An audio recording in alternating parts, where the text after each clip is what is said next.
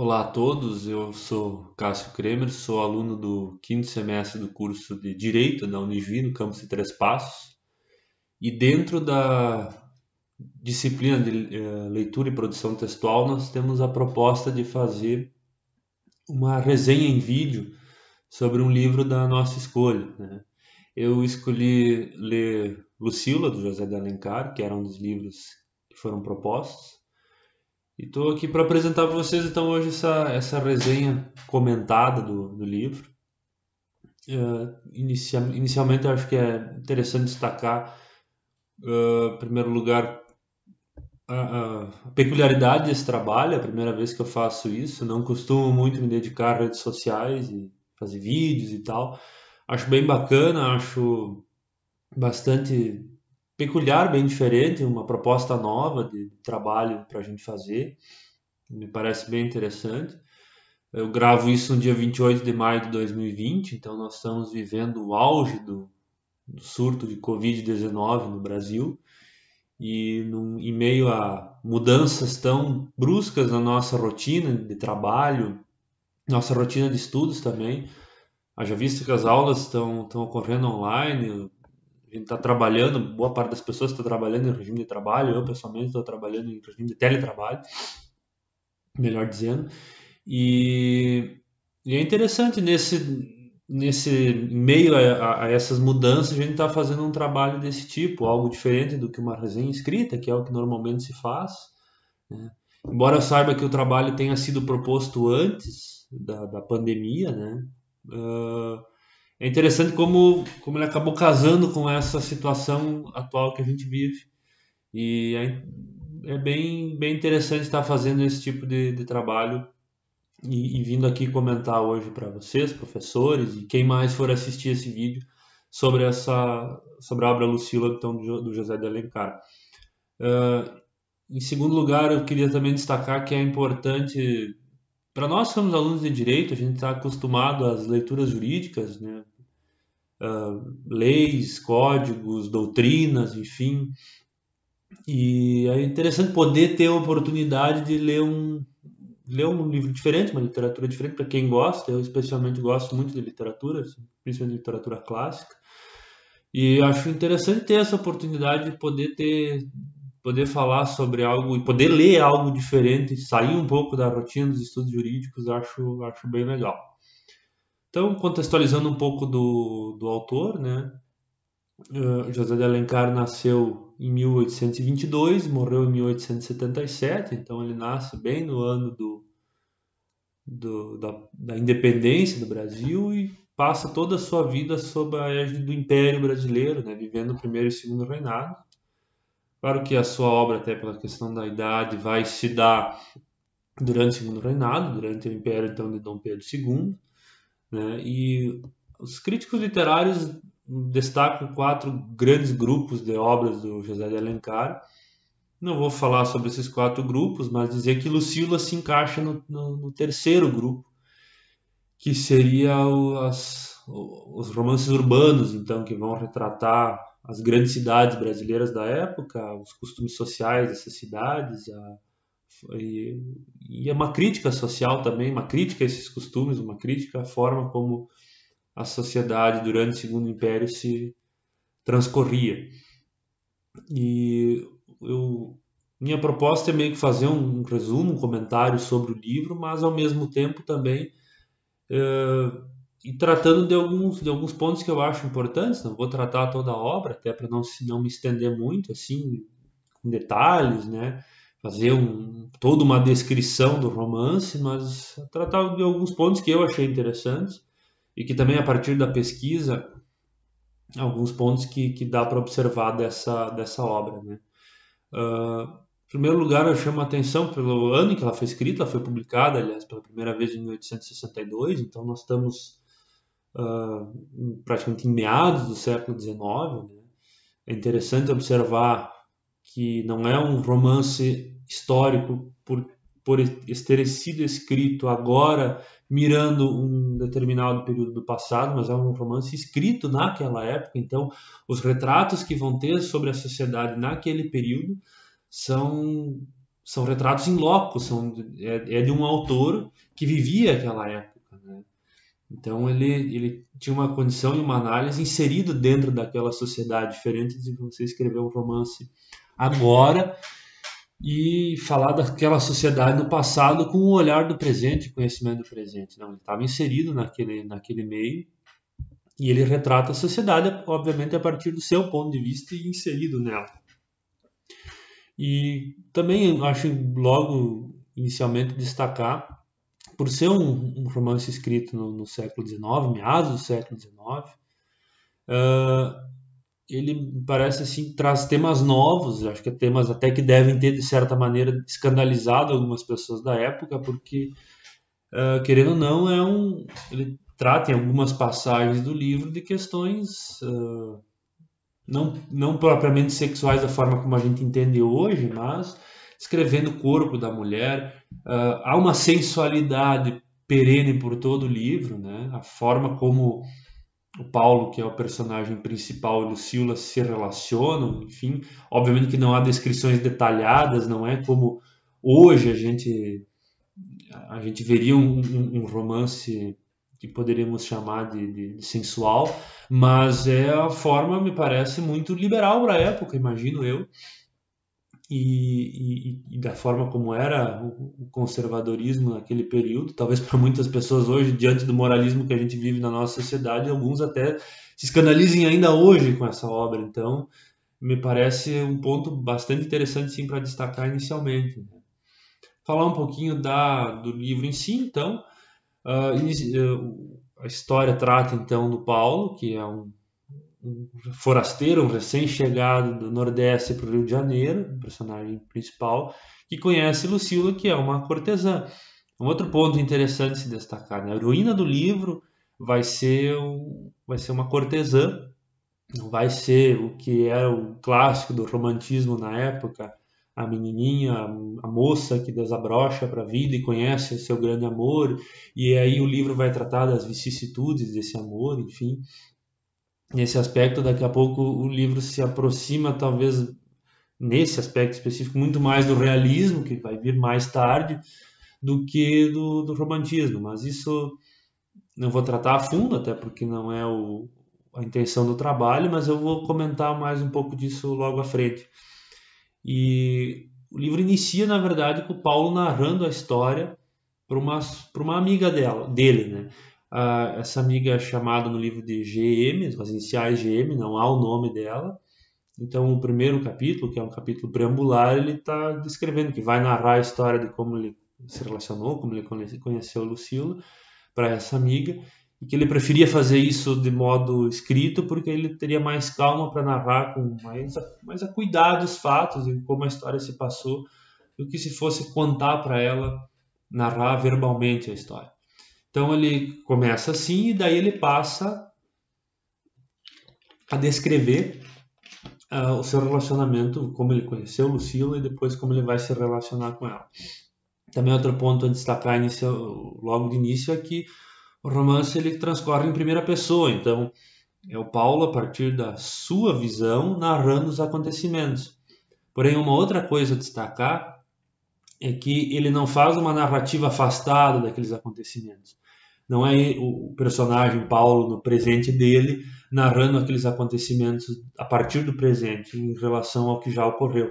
Não, é ele narra como se os acontecimentos estivessem ocorrendo naquele momento em que são narrados. Tanto que o leitor muitas vezes acaba se esquecendo que aquilo é uma descrição para uma outra pessoa de fatos que já aconteceram, né? Nós somos levados a crer, quando lemos o livro, de que os fatos estão transcorrendo naquele momento, as emoções, os diálogos e os fatos, as passagens são narrados com extrema emoção, dando conta de exatamente como se ele estivesse acontecendo naquele exato momento, muito embora o livro Paulo esteja narrando aquilo depois de ter acontecido. Então o livro se inicia com ele chegando ao Rio de Janeiro no ano de 1855 e logo na chegada ele acaba conhecendo Lucila. Ele acha que se trata de uma dama, de uma senhora da sociedade, né? Logo inicialmente destaca muito a beleza física dela, como ela se destacava das demais mulheres, E ele então conversa com um amigo dele, o Sá, que inclusive foi quem convidou ele para vir ao Rio de Janeiro, e que é um boêmio, que é o que hoje nós chamaríamos de playboy, né? Uma pessoa que vive em festas, dá bailes, dá jantares, enfim, para a sociedade. E o Sá, que conhece a sociedade carioca, diz para ele que não se trata de uma senhora, não se trata de uma dama, mas sim de uma cortesã, de uma senhora de prazeres. Então, e que ele se dispõe então logo se dispõe a apresentar os dois, e o Paulo trava uma breve conversa ali, mas mais tarde ele acaba encontrando Lucila em outros lugares, no teatro principalmente. Eles começam a conversar, ele começa a frequentar a casa dela, e os dois acabam tendo inicialmente um romance muito apaixonado.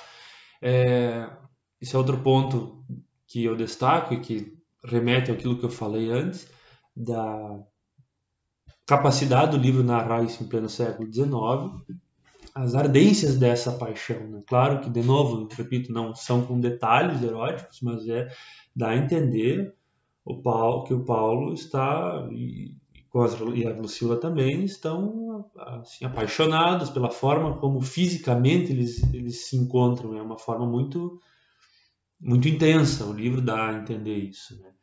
E claro que para a época, ainda mais se tratando de uma cortesã, os amigos dele veem isso com restrições, aconselham ele, dizem para ele que ela costuma ficar um tempo com uma pessoa, depois larga essa pessoa sem um motivo aparente, simplesmente ela se enfada da pessoa e se enjoa da pessoa, portanto, e então decide largar essa pessoa de uma hora para outra. Eles advertem isso, fazem comentários jocosos, dizem para ele tomar cuidado para não se apaixonar e etc.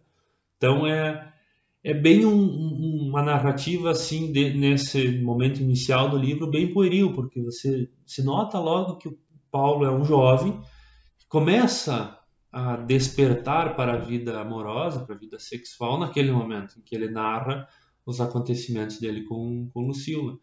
Então muitas vezes remete a acontecimentos pelos quais a maioria das pessoas jovens e adolescentes passam um desabrochar para a vida amorosa. Isso é o inicialmente narrado assim, e até pelas pulsões do Paulo, pela forma como ele descreve as mulheres que ele encontra nos locais onde ele frequenta, que o livro mostra isso, o iniciar da vida sexual de uma pessoa.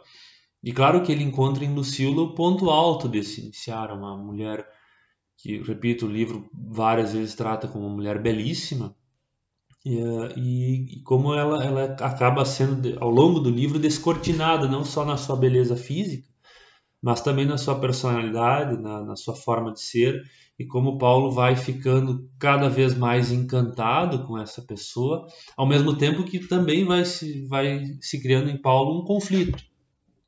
Porque na medida em que a Lucila é uma cortesã, ele acaba começando a sentir ciúmes e tal, e tem uma intenção de ficar exclusivamente com ela, ser o seu único acompanhante, ao mesmo tempo em que ele se sente envergonhado desse romance. Como eu disse, os amigos dele encontram ele, às vezes fazem piadas, às vezes dizem para ele tomar cuidado. Numa parte inicial do livro, eles têm um romance de praticamente um mês, assim, que ele frequenta a casa dela todo dia. Ela então para de ir a eventos sociais, ir a teatros e tal. E nessa situação ele acaba encontrando o Sá, o amigo dele, e o Sá então diz para ele que a sociedade carioca está se perguntando o que está acontecendo, por que Lúcia, que é o nome da personagem, por que Lúcia acabou desaparecendo dos eventos sociais, por que ela não está mais indo aos teatros, por que não está mais indo às lojas, por que não está mais fazendo o que ela costumava fazer, aparecendo com outras pessoas. E ele maldosamente comenta que a sociedade acha que é porque ela se apaixonou ou se adonou do Paulo, melhor dizendo, e que por conta disso ela estaria até sustentando o Paulo. Isso acaba ferindo muito o orgulho dele e isso acaba causando uma crise enorme entre os dois.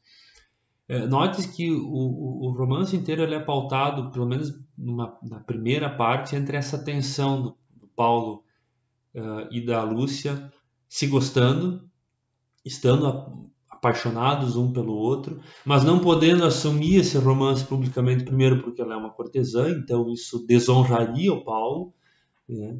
E segundo porque isso poderia, inclusive, prejudicar a Lúcia perante a sociedade carioca, né? Já que ela, sendo uma cortesã e vivendo tendo seu sustento então nessa profissão, o fato dela aparecer publicamente com um homem, como se ela estivesse tendo uma relação duradoura com esse homem, poderia prejudicá-la nos seus negócios, então, em entravar conversas com outras pessoas, com outros possíveis clientes, então. Então há essa tensão, por um lado, e o Paulo se sente extremamente ferido em seu orgulho no momento em que insinuam que ele estaria sendo sustentado por Lúcia. Esse é um outro ponto interessante. Aí se percebe, claro, o orgulho masculino, questão de machismo, claro, esse machismo a gente analisando de hoje para aquela época, mas assim, o fato do homem se ver em seu prejudicado em sua honra, então como eu sendo sustentado por uma mulher, de que forma ainda mais por uma cortesã. Então nesse momento até Paulo exige que Lúcia vá e tenha outros amantes, que ele não quer ser considerado o seu pessoa que é sustentada por ela, o seu amante exclusivo e tal, e nesse momento ocorre uma primeira ruptura, uma primeira briga entre os dois. Então Lúcia se volta a Couto, que é um dos seus pretendentes mais insistentes e da qual ela nunca dá muita atenção, e Paulo fica ainda mais enciumado pelo que aconteceu, pelo fato dela começar a sair ou acompanhar o Couto, enfim. E aí ele, ao invés de se arrepender daquela conduta dele de, de despeito, de ciúme, ele acaba ficando ainda mais enciumado. E isso gera ainda mais conflito entre os dois. Então há essa tensão que mostra a dificuldade uh, no relacionamento duradouro, do relacionamento verdadeiro entre ambos, porque eles têm que equilibrar, e acho que isso é um ponto interessante do romance, um deles, eles devem equilibrar os seus sentimentos, aquilo que eles sentem um pelo outro, aquela sua vontade de ficar juntos, com o que a sociedade vai pensar, tanto do ponto de vista dela quanto do ponto de vista de Paulo. Não é a questão só da desonra de um, mas também a imagem da Lúcia, a imagem que ela tem, o status que ela tem perante a sociedade carioca. E ali me parece que José de Alencar quer demonstrar justamente uma certa hipocrisia da sociedade na época, uma sociedade de costumes, uma sociedade de etiquetas, mas ao mesmo tempo uma sociedade que exige um determinado comportamento de uma pessoa. O fato de Lúcia ser uma cortesã famosa, uma cortesã belíssima, pelo que o livro retrata, exige dela que ela compareça a eventos sociais, exige dela que ela apareça para a sociedade, né? E ao mesmo tempo o livro narra em diversas situações casos que ela tem com homens casados, casos que ela tem com pessoas de alto status dentro da corte. Então são vários momentos em que o livro trata dessa questão da hipocrisia, de como se quer esconder essas relações, então, que seriam tidas como proibidas ou tidas como não convencionais, ao mesmo tempo que todo mundo sabe que essas relações existem, né? Que é na verdade o que acontece um pouco hoje na nossa sociedade, né? Boa parte das pessoas, boa parte dos casais acaba tendo relações extraconjugais, que às vezes são de conhecimento de grande público, de grande parte de pessoas, mas perante a sociedade aparenta uma imagem de um casal feliz, de um casal fiel, etc. Então, já naquele período, acaba sendo um tema recorrente a questão das aparências sociais, né? Então, isso nós temos num primeiro momento, essa tensão. E num segundo momento, nós temos a aproximação de Lúcia com Paulo por uma amizade que vai crescendo entre ambos. Depois de passada todas essas crises, eles voltam a ficar juntos, mas o Paulo, inclusive, narra, né, no livro que as relações nunca foram como antes. Se antes havia uma paixão, um fogo incontrolável, narra ele, algo fisicamente muito intenso, passada essa crise, ambos adquirem entre si uma amizade muito maior do que o desejo físico, e mesmo Lúcia acaba se distanciando fisicamente de Paulo. Nesse momento começa aquilo que poderíamos ser dito como a redenção de Lúcia. E aí entra um ponto para mim muito importante do romance, que é o seu lado moralista e acompanhado do seu lado romântico. Porque na medida em que Lúcia vai criando cada vez mais afeição a Paulo, na medida em que ela se aproxima e acaba convivendo com Paulo quase como um amigo, como um irmão, ela vai se distanciando fisicamente dele. Então ela vai deixando de ser a cortesã, tanto que ela acaba num dado momento não saindo mais em eventos sociais, acaba não tendo mais nenhum contato com nenhum outro homem, apenas com Paulo. Mas isso não significa que ela passe a intensificar suas relações do ponto de vista físico com Paulo. Ela passa a intensificá-las do ponto de vista espiritual. E isso é um simbolismo muito grande dentro do livro da purificação da sua alma. Ela, inclusive, nos diálogos com Paulo, diz que a carne dela já não tem mais salvação, mas que ela espera que a alma tenha. Então, como eu dizia antes, a primeira parte do livro dá a impressão de que nós já estamos muito mais perto do realismo do que do romantismo, do ponto de vista literário. A segunda parte já acaba com essa impressão e traz junto esse moralismo. Bom, Lúcia vai se purificando, a alma dela vai se purificando, o corpo dela já não tem mais condições de se salvar, ela é uma cortesã, foi uma cortesã, ela é uma perdida, ela não tem mais como recuperar a sua virgindade, a sua honra, porém a sua alma tem. Então o contato físico, mesmo com Paulo, vai causando cada vez nela um asco maior, a ponto de que ela não consegue mais ter nenhum tipo de relacionamento com ele. E aí entra a parte do moralismo e do romantismo. Bom, a sua alma se purifica, ela se redime dos seus pecados enquanto cortesã.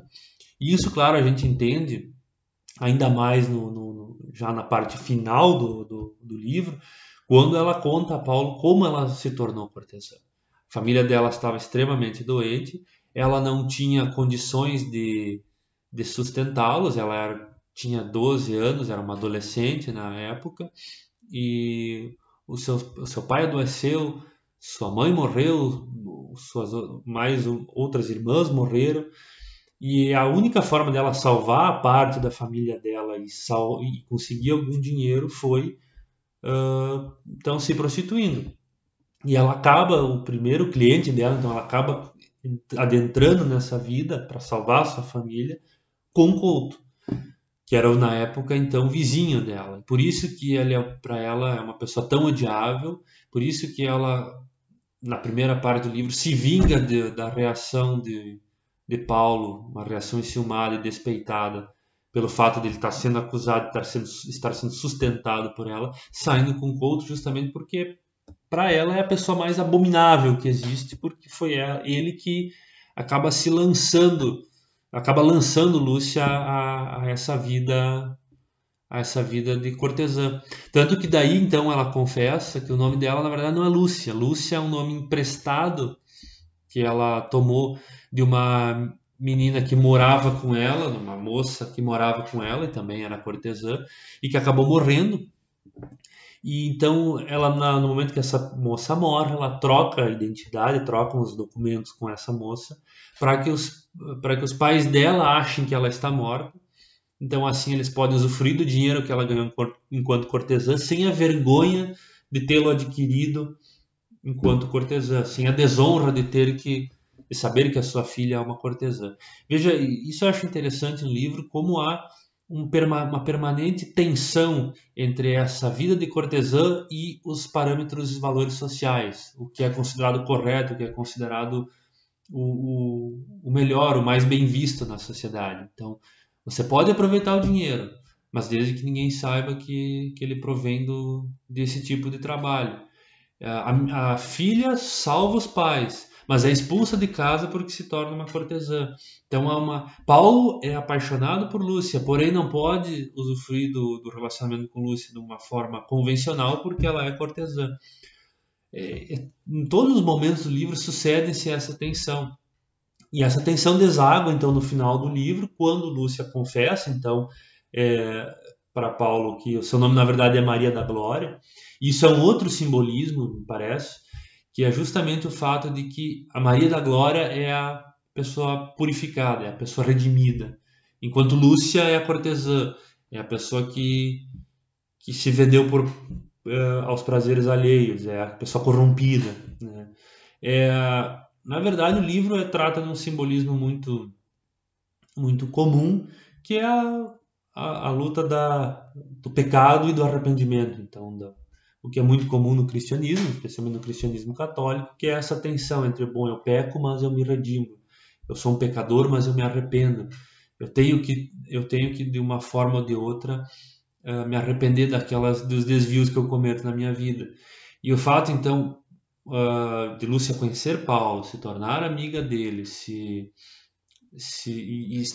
primeiro ter um romance físico, mas depois uma relação espiritual com ele, uma relação de amizade, de afeto desinteressado, sem